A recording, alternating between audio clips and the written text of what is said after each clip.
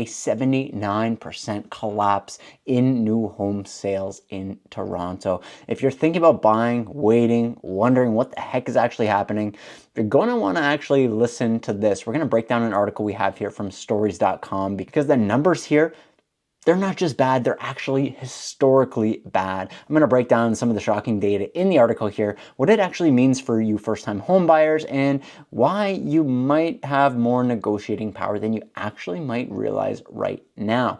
So let's see if this article is going to allow you to change your approach at all in the coming months. So according to stories.com, 1,277 new homes were sold across the GTA in March of 2025.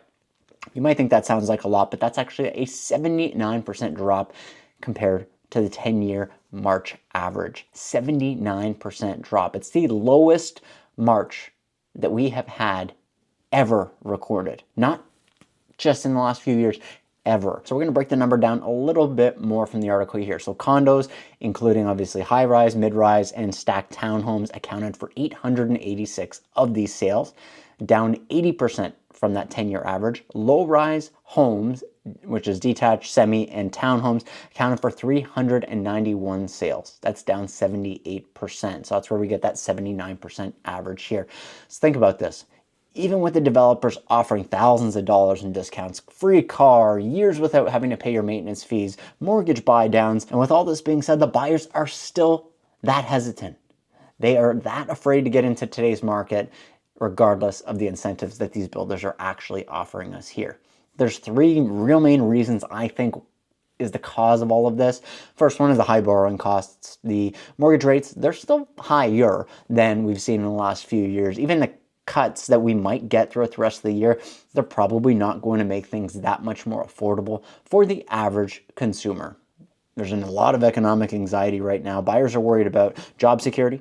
They're worried about future rate cuts, of course, and affordability. And they're definitely worried about the fact that there's so much inventory out there. It's not giving them the sense of urgency. Builders, they have to build a lot of units, but buyers, they don't feel like they're missing out anymore like they were for the last few years. They felt, I am missing out. I got to get into the market.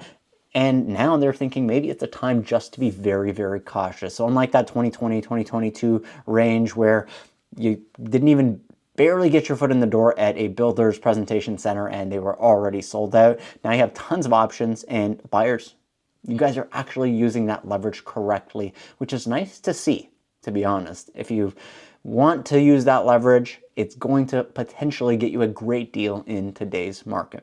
So the slowdown, of course, here is creating risk and opportunity. Of course, buyers, you have the opportunity. Builders are super motivated. They need to get rid of property that is out there. If they don't sell the properties that they have, that they're built, they're just paying for it. There's empty homes that are going to be sitting there if they don't sell these properties. You might get crazy incentives, free upgrades, lower deposit structures. We've seen cars being given in, mortgage buy downs, price reductions before the closing, but there's still a lot of risk here. So if builders start deeply discounting some of these, it's going to put pressure on the resale values of these projects as well, which is definitely something to consider. Some of the projects, they might actually get delayed or canceled if these targets aren't even met.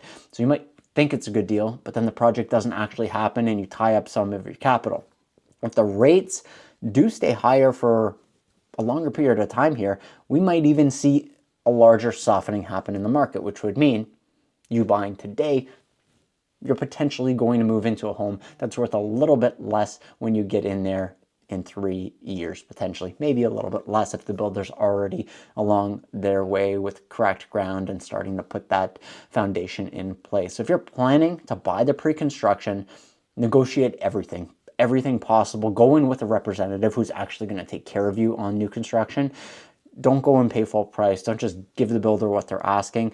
A lot of them are going to give in to the leverage that you have as a buyer right now. So take advantage of that. So yeah, new home sales, they've absolutely been crushed. This is a quick one here for me. They've hit rock bottom, but it doesn't mean the sky is falling. It means that the power has shifted from the sellers or the developers to the buyers. And you can definitely take advantage of this market if it's something that you are looking to do. You can always text me. The number here on screen. Happy to have that dialogue with you and see if it makes sense for you, because it doesn't necessarily make sense for all buyers right now. Thanks so much for watching this video, and I'm going to see you in the next one. Bye for now.